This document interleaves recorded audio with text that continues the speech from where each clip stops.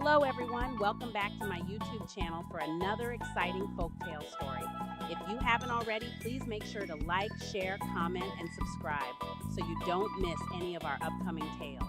Now let's dive into today's story. In the heart of rural Jamaica, nestled in the district of Dry River, tales of the supernatural lingered in the warm night air.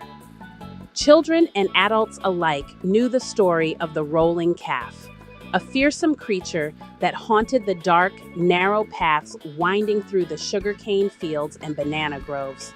The rolling calf, with its glowing red eyes and clanking chains, was said to be the restless spirit of a wicked man who had committed unspeakable sins in life. Condemned to roam the earth, the creature took the form of a massive calf, its hooves striking sparks from the ground as it moved. The very mention of the rolling calf sent shivers down the spines of those who dared to speak of it. Yet, for all its terror, the rolling calf had never harmed anyone, at least not directly. It was a harbinger of doom, an omen of misfortune and tragedy. To see it meant that something terrible was about to happen, and the people of Dry River took the legend seriously. They avoided the cane fields at night, stayed close to the safety of their homes, and whispered prayers to ward off the malevolent spirit. One evening, as the sun dipped below the horizon, casting long shadows over the district, a group of young men gathered at the local rum bar.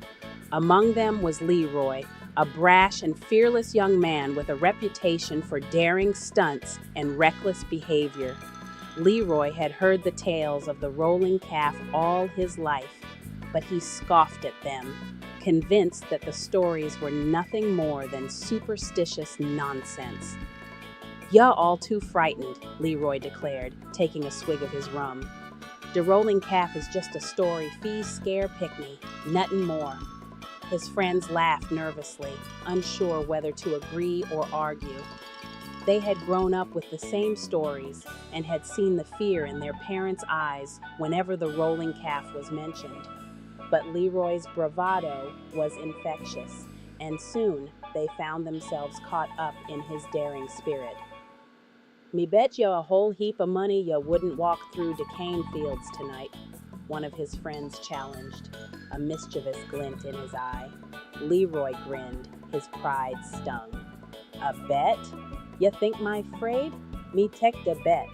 Watch me." And so, with a flashlight in hand and his heart pounding with a mix of excitement and fear, Leroy set off towards the cane fields, his friends trailing behind at a safe distance. The moon cast an eerie glow over the landscape, and the rustling of the leaves seemed to whisper warnings in the night. As Leroy ventured deeper into the cane fields, the laughter and chatter of his friends faded away, replaced by the soft, rhythmic rustling of the sugarcane. The darkness pressed in around him, and he found himself straining to see beyond the narrow beam of his flashlight. "It's just a story," he muttered to himself, though the sound of his own voice did little to calm his nerves. "Nuttin' fee worry about." But then, out of the corner of his eye, he saw it, a pair of glowing red eyes watching him from the shadows. Leroy's heart skipped a beat, and he stumbled backward, nearly dropping his flashlight. The eyes blinked once, twice, and then began to move, accompanied by the unmistakable clank of chains. Panic surged through Leroy, but he forced himself to stand his ground. "Me nah 'fraid of ya," he shouted, though his voice wavered. "Ya cha do me nuttin'." The creature advanced, its eyes burning like coals in the darkness. Leroy could see its massive form now, the sharp glint of its horns, and the sparks flying from its hooves. He turned and ran, the sound of clanking chains and heavy footsteps close behind. He sprinted through the cane fields, the fear lending speed to his legs. The rolling calf was relentless, its pursuit unyielding. Leroy's flashlight flickered and died, leaving him to navigate by the dim moonlight. His breath came in ragged gasps, his heart pounding in his chest. Just when he thought he could run no more, he burst out of the cane fields and into the open. The rolling calf stopped at the edge, its eyes still fixed on him. Leroy stumbled to a halt, collapsing on the ground, his body trembling with exhaustion and terror. Leroy's friends rushed to his side, their faces pale with fear. "Leroy, you all right?" one of them asked, helping him to his feet. Leroy nodded, though his legs felt like jelly. "Me see it," he panted. "De rolling calf is real." His friends exchanged worried glances.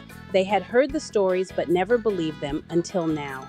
The sight of Leroy, usually so fearless, shaken, and pale, was enough to convince them.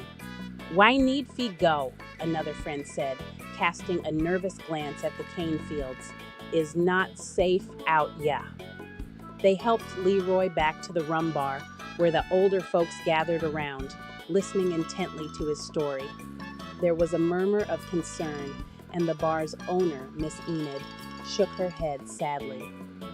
"The rolling calf is a warning," she said, her voice low. "Something bad is coming. We have to be careful." The district of Dry River was on edge for days after Leroy's encounter. People stayed indoors after dark, and whispers of the rolling calf spread like wildfire. Everyone was on high alert, waiting for the other shoe to drop. It wasn't long before their fears were realized. A stranger arrived in Dry River, a man named Mr. Blackwood. He was a tall, imposing figure with a smooth voice and a disarming smile. Mr. Blackwood claimed to be a businessman looking to buy land for a new development project. At first, the people of Dry River were wary, but Mr. Blackwood was persuasive. He spoke of prosperity, of jobs, and a brighter future for their district. Slowly, he began to win them over, promising that his project would bring wealth and opportunity. But there were those who remained skeptical. Miss Enid, in particular, couldn't shake the feeling that something was amiss. "Him too smooth," she muttered to herself. "Too good fi be true." Leroy, still haunted by his encounter with the rolling calf, was also suspicious. He couldn't explain why, but there was something about Mr. Blackwood that set his teeth on edge. He decided to do some digging, hoping to uncover the truth about the stranger. Leroy's investigation led him to an old woman named Miss Ivy, who lived on the outskirts of Dry River.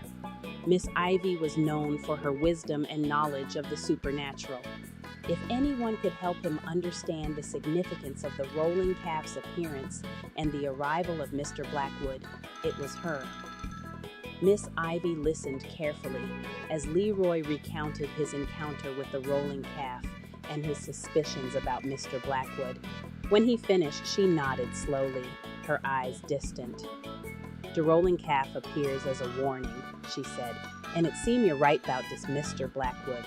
Him now bring good things." She went on to explain that Mr. Blackwood was not just a businessman, but a practitioner of dark magic. He had come to Dry River with nefarious intentions, seeking to exploit the land and its people for his own gain.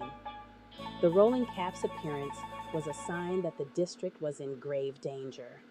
"Yo hafi warn the people," Miss Ivy urged. "Tell them the truth about him, but be careful. Him powerful and dangerous." Armed with this knowledge, Leroy returned to Dry River, determined to expose Mr. Blackwood. He knew it wouldn't be easy. Many of the villagers were already enchanted by the stranger's promises, but he had to try. Leroy gathered his friends and told them what he had learned from Miss Ivy. They were shocked and scared, but they trusted Leroy and agreed to help him spread the word. They went from house to house, sharing their suspicions and urging the villagers to be cautious. At first, their efforts were met with skepticism. Mr. Blackwood's charm and charisma had won over many hearts, and the villagers were reluctant to believe that he could be anything other than what he claimed to be. But as Leroy and his friends persisted, seeds of doubt began to take root. The turning point came when Miss Enid decided to speak up. She had always been respected in the community, and her words carried weight. At a village meeting, she stood up and addressed the crowd. "We hafi listen to Leroy," she said firmly.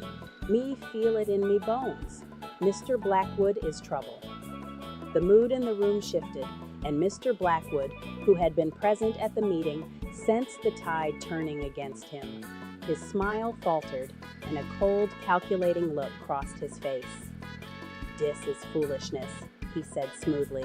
"Why ya all listen to dis young man and his wild stories? Me only want fi help ya." But the villagers were no longer convinced. They demanded to know more about Mr. Blackwood's intentions and his past. Under pressure, he revealed his true colors, his charm dissolving into anger and threats. "Ya will regret this," he hissed, his eyes flashing with fury. "Ya all will pay." That night, the district of Dry River was plunged into chaos. Mr. Blackwood, now revealed as a practitioner of dark magic, unleashed his powers in a bid to reclaim control. Strange occurrences plagued the village. Crops withered, livestock fell ill, and a sense of dread hung heavy in the air. Leroy knew they had to act fast. He and his friends returned to Miss Ivy, desperate for a way to stop Mr. Blackwood. She gave them a plan, a ritual that could banish the dark sorcerer and protect their home. But it was dangerous and required great courage. "You hafi be strong," Miss Ivy warned. "The rolling calf will help you, but you hafi summon it." With no other choice, Leroy and his friends prepared for the ritual. They gathered in the cane fields, the same place where Leroy had first encountered the rolling calf. The air was thick with tension, and every rustle of the leaves sent shivers down their spines. As they began the ritual, chanting the ancient words Miss Ivy had taught them, the ground trembled, and a cold wind swept through the fields. The rolling calf appeared, its red eyes blazing, and the clanking of its chains echoing in the night. "Why need ya help?" Leroy called out, his voice steady despite his fear. "Fee protect Dry River from de evil dat threaten we." The rolling calf regarded them for a moment, then nodded its massive head. It charged forward, leading the way to Mr. Blackwood's hideout. The villagers, armed with torches and determination, followed, ready to face the sorcerer and reclaim their home. The showdown took place at an old, abandoned plantation house on the edge of Dry River. Mr. Blackwood stood in the center of the clearing, his dark magic crackling around him like lightning. He laughed as the villagers approached, confident in his power. "Ya tink ya can defeat me?" he sneered. "Ya a fool fi try." But the villagers, led by Leroy and the rolling calf, stood their ground. They formed a circle around Mr. Blackwood, chanting the words of the ritual. The rolling calf charged, its chains glowing with a strange ethereal light. Mr. Blackwood fought back with all his might, but the combined strength of the villagers and the rolling calf was too much. The ground shook, and the air was filled with the sound of clashing magic. In the end, the sorcerer's power was broken, and he was banished from Dry River forever. With Mr. Blackwood gone, peace returned to Dry River. The crops flourished once more, the livestock recovered, and the sense of dread lifted. The villagers celebrated their victory, grateful for the bravery of Leroy and his friends, and the guidance of Miss Ivy. Leroy's encounter with the rolling calf became the stuff of legend, a story told and retold around the rum bar. He had faced his fears, uncovered the truth, and protected his home from a great evil. The rolling calf, once a figure of terror, was now seen as a guardian, watching over Dry River and its people. As the years passed, the district continued to thrive. The memory of Mr. Blackwood faded, but the lessons learned remained. The villagers knew that true strength came from unity, courage, and the willingness to stand up for what was right. And on nights when the moon was full and the cane fields rustled with the wind, The people of Dry River would sometimes see a pair of glowing red eyes and hear the faint clank of chains. They would smile, knowing that the rolling calf was still watching over them, a silent protector in the dark. Thank you so much for watching my videos. Your support means the world to me. If you enjoyed this video, please give it a thumbs up, leave a comment, and don't forget to subscribe to my channel for more exciting content. Your likes, comments, and subscriptions help me continue to create and share these stories with you. Thank you again for being a part of this journey.